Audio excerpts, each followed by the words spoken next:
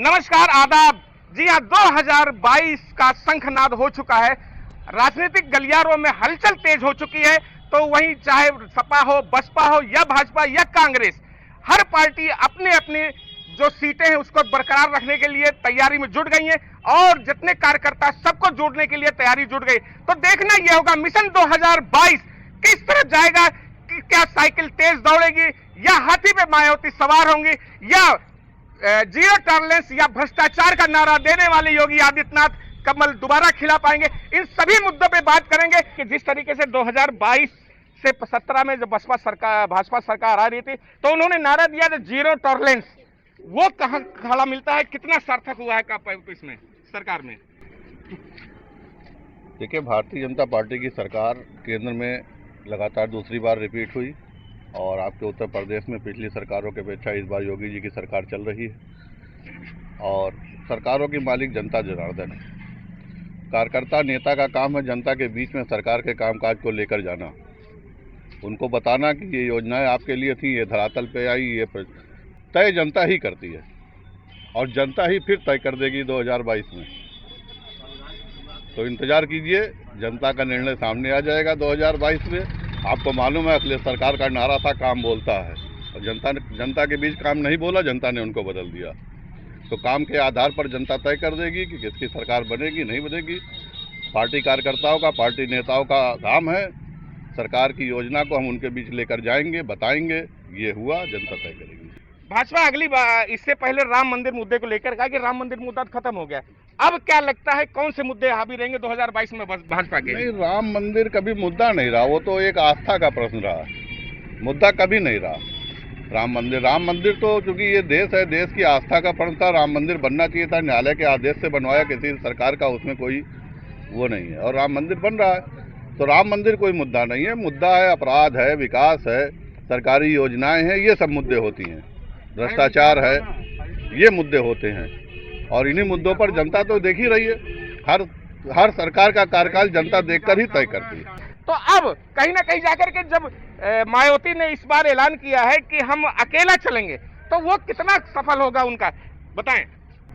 आदरणीय बहन कुमारी मायावती जी समतामूलक समाज की स्थापना चाहती है, उसमें सर्व समाज की भागीदारी प्राथमिकता होता है, इसलिए बहन जी ने सर्व समाज पे विश्वास करके अकेले चलने का निर्णय लिया है। क्या लगता है जिस तरीके से अगर देखा जाए तो ओवैसी और राजभर, ये दोनों पार्टियां जो कहीं ना कहीं निचले स्तर के जो बैकवर्ड है, सुरक्षित है, उनको साधने का प्रयास कर रहे हैं, तो क्या उसमें बीएसपी कहाँ खड़ी पाएगी अपने आप को? उससे बीएसपी का कोई लेना देना, वो सीधा समाजवादी पार्टी और बीजेपी का नुकसान कर रहे हैं। हमको सर्व समाज पे विश्वास करना है। आने वाला समय बहुजन समाज पार्टी का है। मिशन 2022 आदरणीय बहन कुमारी मायावती जी पे सभी जात धर्म के लोगों को विश्वास है। हमारी पार्टी हिंदू मुस्लिम की राजनीति नहीं करती, बल्कि सर्व समाज की भी बात करती है और समतामूलक समाज की स्थापना के लिए। तो जाहिर सी बात है, जिस तरीके से, एक मिनट में आ रहा हूँ, जिस तरीके से सारे सवाल सामने आ रहा है और कहीं ना कहीं सरकार के ऊपर, सरकार के लोगों के ऊपर आरोप लग रहा है, तो अब देखना यह होगा 2022 मिशन कैसे कामयाब होगा। क्या लगता है महंगाई का इतना 2022 हम लोग सबका साथ, सबका विकास, सबका विश्वास के साथ लेके चल रहे हैं। और जहाँ तक समाजवादी पार्टी की बात है, इन लोगों ने तो वही हाल है, एक बार राहुल जी से हाथ मिलाया, डिफीट खा गए, फिर इन्होंने मायावती जी के साथ हाथ मिलाया, डिफीट खा गए, अब ये डोरे डाल रहे हैं आरएलडी के साथ। तो इनका एक काम है अब कि इस पे कॉन्सेप्ट, इस पे प्रयोग, ये पार्टी अपने आप खत्म हो जाएगी। कहीं ना कहीं ये भाजपा पे ये आरोप लग रहा है कि जिन संसाधनों का कोरोना में भाजपा ने इस्तेमाल किया वो सपा का दिया हुआ था। क्या लगता है आपको? देखिए, ऐसा कुछ नहीं। पहले मैं अपने मित्र की बात का जवाब दे दूं। इन्होंने अपराधी बात की। अपराधी ना मुसलमान होता है, ना हिंदू होता है और ना ब्राह्मण होता है, ना ठाकुर होता है। अपराधी होता है। इनका तो काम है, आतंकवादियों में भी धर्म के आधार पर बंटवारा कर लेते हैं, अपराधियों पर भी धर्म के आधार पर बंटवारा कर लेते हैं। इनका यही काम है, यही करके हमेशा एक विशेष वर्ग को उलझाने का काम करते हैं और देश के अंदर अशांति पैदा करने का प्रयास करते हैं। तमाम उदाहरण अभी आपको देख लीजिए, वहाँ बुलंदशहर में आया था, इन लोगों ने गलत तरीके से दुष्प्रचार करके और समाज के अंदर एक वैमनस्यता का भाव पैदा करने का काम किया। माननीय योगी आदित्यनाथ जी के नेतृत्व में जो सरकार चल रही है, बिना किसी भेदभाव के अपराधी को अपराधी मानते हुए बिल्कुल एकदम से कुचलने का काम किया है और इस बात की पूरे प्रदेश की जनता भूर भूर प्रशंसा कर रही है और योगी आदित्यनाथ जी के साथ बिल्कुल से खड़ी हुई है। मिशन 2022 का शंखनाद हो चुका है। राजनीतिक गलियारों में जिस तरीके से हलचल है, तो हम आज जीरो ग्राउंड पर हैं अंबेडकर नगर के टांडा विधानसभा क्षेत्र में। जानेंगे यहाँ की जनता की क्या बात है और जनता क्या बोलती, क्या मानते, क्या किस तरीके की सरकार इस बार आप चाहेंगे? हम तो यही चाहेंगे कि बीएसपी जो है सबसे बढ़िया कार्य कर रही थी। जनता तो सपा को भी देख चुकी है, भाजपा को भी देख चुकी है। जनता का यही विचार है, यही सोच है कि बीएसपी फिर से आए, बहन कुमारी मायावती जी फिर से आए। क्या लगता है इस बार इससे पहले भी बसपा रही है, उसका भी शासनकाल देखा है, भाजपा को दूसरा टर्म या सपा को दूसरा टर्म नहीं देना चाहते अखिलेश यादव को? जनता का भी यही सोच रहेगा कि सबसे बढ़िया कार्य जो कर रही थी बीएसपी ही कर रही थी और बीएसपी जो है शिक्षा क्षेत्र में या स्वास्थ्य क्षेत्र में, हर क्षेत्र में ही सबसे बढ़िया कार्य कर रही थी। मौजूदा सरकार की क्या हालत है बताएं? मौजूदा सरकार की हालत तो बद से बदतर ही है। तो देखा यह जाए जिस तरीके से अमूमन आम जनता है, आम जनता की राय लेने की कोशिश करेंगे कि आखिरकार वो इस बार 2022 में कैसी सरकार चाहते हैं। बताएं इस बार क्या चाहते हैं आप लोग? इस बार सरकार चाहते हैं योगी जी के द्वारा बहुत बढ़िया सरकार चलाया गया और मोदी जी की लोकप्रियता आज पूरे विश्व में 60% के साथ सबसे टॉप पर हैं और जो आने वाली नीतियां हैं जैसे जनसंख्या नियंत्रण बिल, इस पर सरकार को जबरदस्त समर्थन मिलेगा जनता से। तो आज जाहिर सी बात है जिस तरीके जनता करे जीरो टॉलरेंस पे लेकर के ये सरकार आई थी, क्या लगता है आपको? देखिए ऐसा है, इस सरकार के जो भी हमारे यहाँ साथी खड़े हुए हैं सरकार से संबंधित, और अभी हमारे एक साथी बहुजन समाज पार्टी के बोल रहे थे, अभी पंचायत चुनाव के गुजरे मात्र कुछ ही दिन गुजरे हैं जिसको जनता ने जनप्रतिनिधि चुना है। जनता ने ये साबित कर दिया है कि सबसे बड़ा दल जो है पंचायत चुनाव में जो सबसे बड़ा वोट बैंक होता है उसने माननीय राष्ट्रीय अध्यक्ष श्री अखिलेश यादव जी के चेहरे पर वोट देने का काम किया है और आने वाले 2022 में वो समाजवादी पार्टी पर अखिलेश यादव जी को और समाजवादी पार्टी को लाना चाहती है। ये सबसे बड़ा संदेश पंचायत चुनाव में है और आने वाले 22 में आप लोग और पूरा उत्तर प्रदेश देखेगा हमारे नेता आदरणीय अखिलेश यादव जी, जो विकास पुरुष के नाम से जाने जाते हैं, जिन्होंने विकास किया है 12 से 17 के साल में। और योगी जी ने 5 सालों के अंदर जो उनका बीतने जा रहा है 5 साल, उसमें एक काम भारतीय जनता पार्टी के लोग एक काम बता दें जो उन लोगों ने जमीन पर किया हो। 2017 के चुनाव में एक नारा दिया था अखिलेश यादव ने कि काम बोलता है, तो फिर जनता ने क्यों उनको नकार दिया? देखिए जनता को तो आरएसएस और भारतीय जनता पार्टी के लोगों ने झूठ बोल करके वोट लेने का काम किया, जो पूरा क्लियर दिखाई दिया।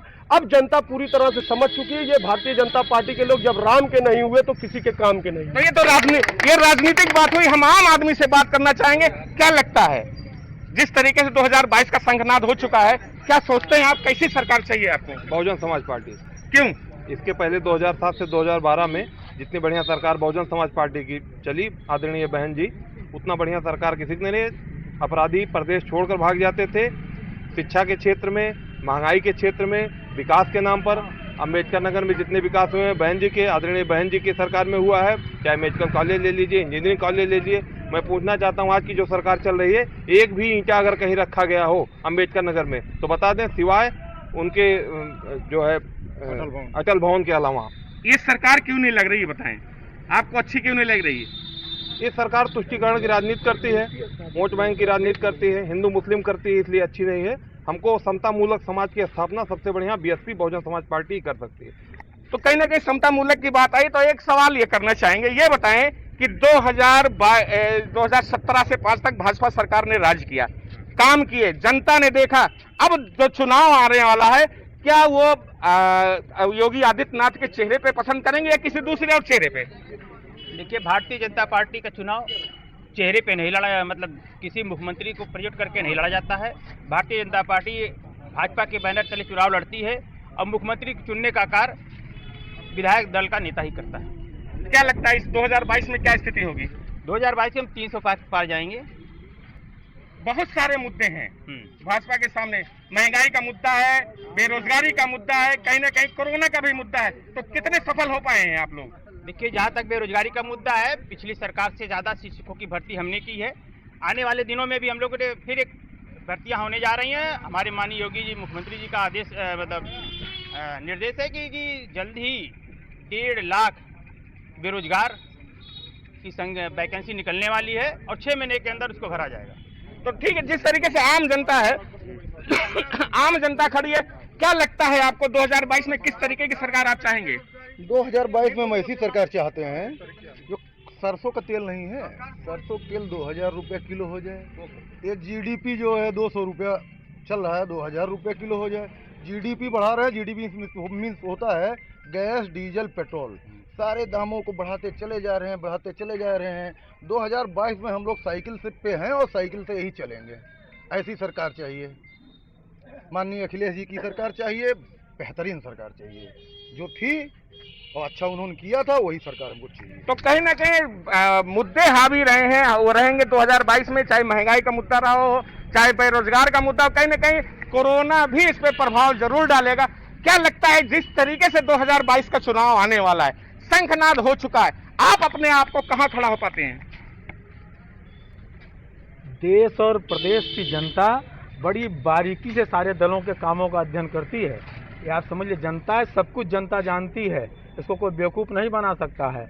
और समाजवादी पार्टी सरकार की गुंडागर्दी को भी जनता ने देखा है और बहुजन समाज पार्टी के जो लूट घसोट को भी देखा है, पूरी तरीके से देखा है। आदरणीय योगी आदित्यनाथ जी के नेतृत्व में जो प्रदेश में सरकार चल रही है, माफियाओं को एकदम से किनारे कर दिया है। अब आपके पास कोई ऐसा उदाहरण नहीं है, कोई अपहरण कांड कोई आपको सुनाई दे रहा हो, कोई इस प्रकार के आपराधिक कृत्य दिखाई दे रही हो, और पूरी तरीके से सरकार शांति व्यवस्था पूरे नियंत्रण में है, कहीं दंगे का कोई प्रभाव नहीं है। अब ये है कि भाई जिसको निंदा करनी है वो निंदा ही करेगा, लेकिन मैं ये कह रहा हूँ जनता सब कुछ जानती है, बड़ी बारीकी से अध्ययन कर रही है। इतनी बड़ी आपदा आई कोरोना का, सरकार ने बड़ी मुस्तैदी के साथ, पूरी दुनिया के लोगों ने उत्तर प्रदेश की गई व्यवस्था को सराहा है। योगी आदित्यनाथ जी ने जितनी तेजी के साथ सारी व्यवस्था दी है, जो ऑक्सीजन की सप्लाई जो कि एकाएक सारे पूरे प्रदेश के अंदर बहुत तेजी, पूरे देश के साथ बहुत तेजी के साथ आ गई, और उसको कैसे मैनेज किया है और किस प्रकार से जनता को उससे राहत देने का काम किया है और कोरोना पर भी कंट्रोल किया है, ये सब चीज़ें सारी सामने हैं। और जनता पूरी तरीके से हर चीज़ का अध्ययन करती है। ये जिनको विरोध करना है वो तो विरोध करेगा ही करेगा, उसका काम है विरोध करने का, लेकिन ये सब चिल्लाते रहेंगे। और मैं तो कहता हूँ फिर से एक बार सपा बसपा सब लोग मिल जाएं और फिर भारतीय जनता पार्टी और इस प्रदेश की जो जनता है उससे मुकाबला कर लें, फिर सामने आ जाएगा। फिर प्रदेश के अंदर भारतीय जनता पार्टी का 400 सीटें आने वाली हैं, इसको कोई इनकार नहीं कर सकता है। कि वही बसपा सपा भाजपा दोनों पर आरोप लगा रही है कि जिस तरीके से ये सरकारें चली हैं ये माफियाओं की देन थी, लेकिन कहीं ना कहीं भाजपा भी इस पे कई सवालों के घेरे में। क्या लगता है 2022 में जिस तरीके से आरोप लगाए जाते थे भाजपा के ऊपर, लग रहे हैं कि गुंडे माफियाओं पर लगाम नहीं लगाई गई? जहाँ तक गुंडे माफियों की बात है, ये शहर पूरा जानता है, हम पूरे प्रदेश के नहीं बात जा रहे हैं। पहले इस शहर की बात करिए। इस शहर में 3-3 माफियाओं से वसूली होती है। व्यापारी 6 बजे घर दुकान बंद करके घर चले जाते थे, और कितने व्यापारियों ने अपने तो मोबाइल स्विच बंद कर दिए थे। इस शहर का एक कोल्ड स्टोरेज का मालिक एक बड़े माफिया के डर से घर से निकलना बंद कर दिया था, और क्या आज व्यापारी सचत घूम रहा है, 10 बजे तक अपना झोला लेके जा रहा है। और इससे अच्छा गुंडे की क्या कोई माफिया बता दे, कि कोई भी व्यापारी बता दे कि हमसे वसूली हो रही है। आम आदमी की क्या स्थिति है? जो सबसे निचले स्तर की बात भाजपा करती है, उस आदमी की क्या हालत है? जहाँ तक भाजपा निचले स्तर की बात करती है, हम इस हमारे माननीय प्रधानमंत्री जी ने, योगी जी ने निचले स्तर के ही लोगों को ज्यादा लाभ पहुंचाने का काम किया है। चाहे जुला गैस योजना हो, चाहे प्रधानमंत्री आवास हो, जो व्यक्ति रोज खाने वाला होता था, छप्पर के नीचे रहता था, आप आज इस शहर में देख लीजिए। प्रधानमंत्री माननीय मोदी जी ने कितना आवास दिया है प्रधानमंत्री, और हमारे प्रधानमंत्री मोदी जी का स्पष्ट आदेश है सबका साथ सबका विकास, ना मुस्लिम ना हिंदू नो। आप देख लीजिए इस शहर में, आप घूम के देख लीजिए, प्रधानमंत्री आवास को सर्वधर्म को लोगों में, सभी धर्मों के लोगों को मिला है, सभी जातियों के लोगों को मिला है। जो बच्चा टीन के नीचे रो के माँ उसको दूध पिलाती थी, आज वो एक पक्के छत के नीचे रह रही है। बिजली कनेक्शन उसको उपलब्ध है, उज्ज्वला गैस कनेक्शन उपलब्ध है, और क्या गरीबों को हम चाहते हैं। तो कहीं ना कहीं ये भाजपा का ओपिनियन है, वो इनका साफ तौर से कहना है कि भाजपा ने वो सारी चीजें दी है, जातिगत आधार से हट के वो सारे काम किए हैं, हर जो गरीब स्तर से उनको काम किए। हम और भी सवालों को ये बताइए, महंगाई 2022 में कितनी साबित रहेगी? देखिए, विकास के मूल्यों पर कहीं ना कहीं महंगाई को कुछ तो अनदेखा करना पड़ेगा। आप हर आदमी के सर पर छत चाहते हैं तो कहीं ना कहीं सरकार को जो है फंड मैनेजमेंट करना पड़ता है, और फंड मैनेजमेंट टैक्स के जरिए ही आता है। कोई सरकार गड्ढा खोद कर पैसा नहीं निकालती। और ये सही है कि भारत सरकार कहीं से कर्ज भी लेकर नहीं आ रही है, और जो गरीबों के लिए जितनी भी योजनाएं चल रही हैं उनके लिए फंड मैनेजमेंट हो, कोरोना के लिए फंड मैनेजमेंट हो, तो कहीं ना कहीं कुछ ना कुछ इसका असर तो जो है जनता पर जाएगा ही जाएगा।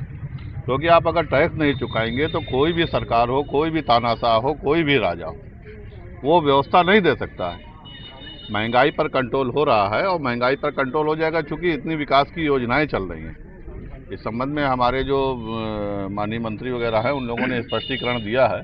और आप देखिए, खाद्य तेलों की महंगाई काफ़ी नीचे आ चुकी है।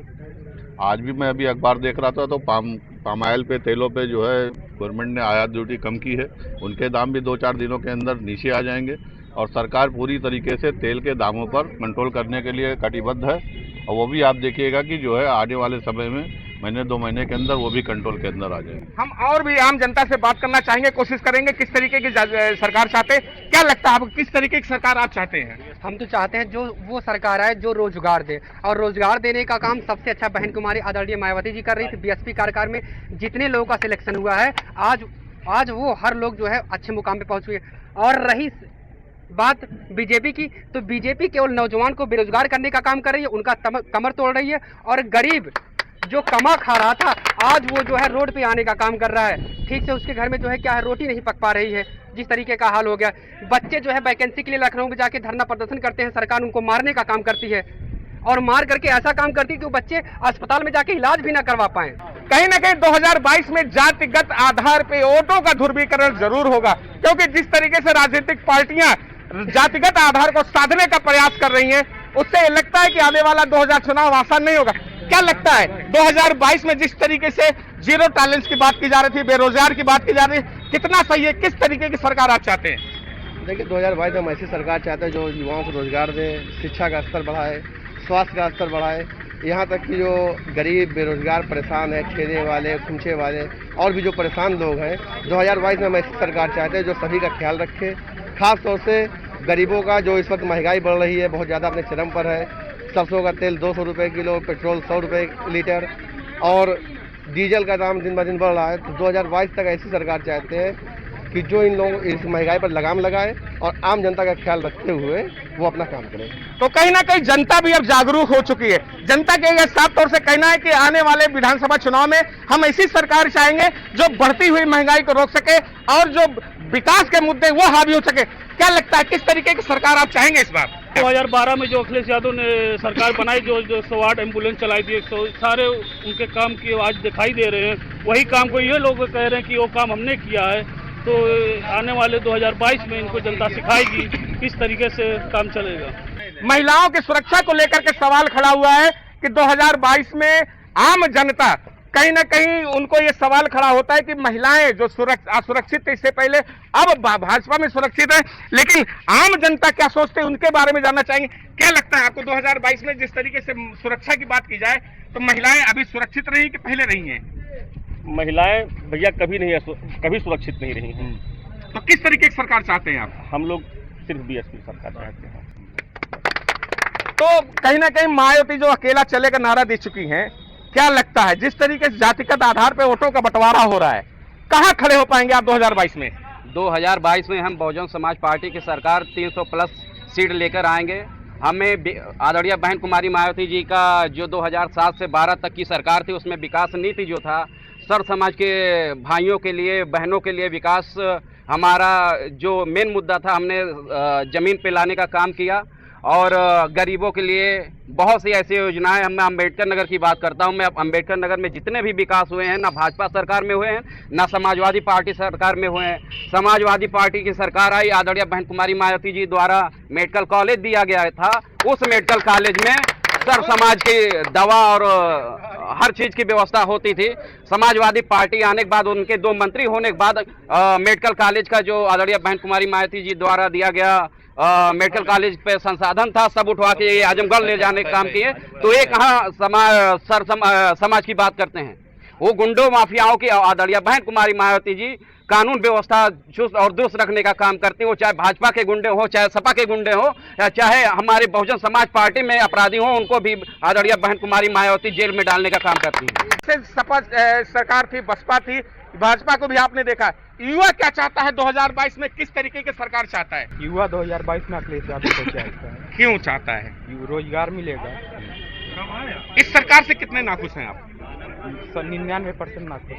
क्यों, क्या ऐसी कौन सी योजनाएं? कोरोना है उसमें देख लीजिए। तो बहुत सारे सवाल हैं, बहुत सारे जवाब जो मिलते चले जा रहे हैं। कुछ लोग यहाँ पे, एक भाजपा के नेता भी आ चुके हैं, हम इन्हीं से सवाल करना चाहेंगे कि 2022 में महंगाई कहाँ खड़ी होगी? महंगाई कोई ऐसा है ही नहीं है। 2022 में भाजपा 325 प्लस सीटें जीत के आएगी। यहाँ केवल महंगाई लहसुन प्याज और आलू में नहीं होता है। हमको सरकार बनानी है और सरकार के बनाने के पक्ष में हम लोग अपना कार्य कर रहे हैं। क्या लगता है, जिस तरीके से सुरक्षा की बात की जाए, पूरे प्रदेश में 4.5 साल आपने सरकार चलाई है, सुरक्षा की दृष्टि देखा जाए तो कहां कितने % आपको नंबर मिलने चाहिए और कहां खड़े होते हैं, और जनता के बीच में क्या कहेंगे आप? सुरक्षा की दृष्टि से पूरे प्रदेश को 100% नंबर मिलेगा, क्योंकि आज की डेट में अपराधी या तो जेल में जाना चाह रहे हैं या तो जानने बाहर रहेंगे। तो हमका बोलिए, अपराधियों में खौफ है और जनता सुरक्षित अपने आप को महसूस कर रही है। इसी को देखते हुए दोबारा प्रचंड बहुमत की भाजपा सरकार 2022 में बनेगी। बिगुल बच चुका है 2022 का, क्या लगता है आपको? हम आंकड़ों की बात करेंगे। अभी तक हमारे सपा और बसपा के साथियों ने नाना प्रकार की बातें की। मैं आंकड़ों के सहित समझाता हूं कि ये बात कर रहे हैं बेरोजगारी की। मैं आंकड़ों की बात करता हूं। माननीय योगी सरकार, माननीय मोदी सरकार 2 लाख लोगों को नियुक्ति पत्र दे चुकी है। और ये बात करते हैं कि मेडिकल कॉलेज में, टांडा में मेडिकल कॉलेज है तो दूसरा, अब जब मेडिकल कॉलेज टांडा में है तो दूसरा मेडिकल कॉलेज नहीं खुल सकता। लेकिन आप लोग अखबार पढ़ते हैं, भारतीय जनता पार्टी ने 12 मेडिकल कॉलेज बनाए हैं। माननीय प्रधानमंत्री जी ने 12 मेडिकल कॉलेज बनाए हैं। अभी तक किसी ने 1, 2, 3 या 4 से ज्यादा कोई मेडिकल कॉलेज नहीं बनवाया है। एक बात बताइए, आप लोगों को कहीं ना कहीं भाजपा के ऊपर, आपकी सरकार के ऊपर तुष्टिकरण का आरोप लगा, क्या कहेंगे? नहीं, ऐसा कोई तुष्टिकरण नहीं है। आप इस शहर में घूम के देख लीजिए। हमारे कहने से कि हिंदुओं से ज्यादा मुसलमानों के मकान बने हैं, तो कहाँ तुष्टिकरण रह गया? आवास, प्रधानमंत्री आवास आप घर के देख लीजिए, हिंदुओं से ज्यादा मुसलमानों के बने हैं। लेकिन भारतीय जनता पार्टी धर्म कोई राजनीति ऐसी नहीं करी। धर्म निरपेक्ष, एक्चुअली धर्म निरपेक्ष पार्टी भारतीय जनता पार्टी है, जो सर्व धर्मों को लेके चलती है। क्या लगता है आपको, वो मुस्लिम वोटों को आप साधने का प्रयास कर पाएंगे, साथ ले सकते हैं? समाजवादी पार्टी हर वर्ग, हर जात, धर्म को साथ लेकर चलने का काम करती है। रही बात मुसलमानों की, तो मुसलमान हमेशा से सेकुलर मिजाज के लोगों के साथ रहा है और रहेगा। आने वाले 2022 में जो समाजवादी पार्टी ने 2012 से 2017 के कामों को देखते हुए, माननीय अखिलेश यादव जी का जो काम बोलता का नारा था, उसको देखते हुए, उनके सेकुलरिज्म को देखते हुए मुसलमान समाजवादी पार्टी के साथ 100% रहेगा। किस तरीके की सरकार इस समय 2022 में चुननी चाहिए लोगों को?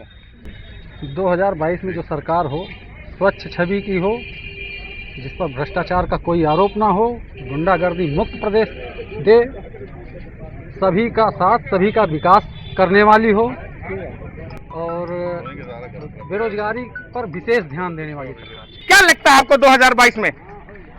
2022 में बहुजन समाज पार्टी की सरकार बनेगी। समतामूलक समाज की स्थापना होगी। जात पात भेद ये सब खत्म हो जाएगा। महंगाई की बात की है हमारे साथी भाजपा वाले, 900 1000 रुपये में आज गैस सिलेंडर है। बताइए, एक आम गरीब आदमी गैस सिलेंडर 1000 रुपये में कैसे भरा देता है? उज्ज्वला के तहत उन्होंने गैस तो दे दिया, सिलेंडर दे दिया, उसमें भी तमाम भ्रष्टाचार हुए हैं। लेकिन मैं पूछना चाहता हूं इन भाजपा नेताओं से कि सब्सिडी के नाम पे इनको क्या मिल रहा है? 25 रुपये, 30 रुपये, 60 रुपये सब्सिडी के नाम पे वसूली हो रही है।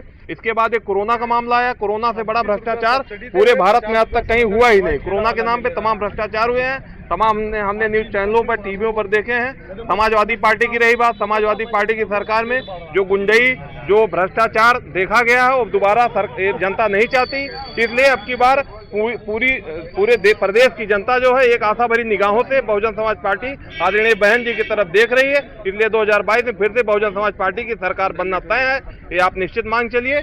तो ये थी आम जनता और कुछ राजनेताओं की बातें, जिन्होंने मिशन 2022 का बिगुल तो बजा दिया है और जनता के वोट बैंक की तरफ गिद्ध की निगाहें लिए हुए पड़े हैं। तो हम सोचने का प्रयास करेंगे, देखने का प्रयास करेंगे कि आखिर जनता 2022 में किसको चुनती है और हमारा प्राइम न्यूज का पड़ाव कहीं अगले स्थान पे होगा, वहां की देखने की कोशिश करेंगे जनता क्या बोलती है। Noor Alam, prime news, Ambedkar Nagar.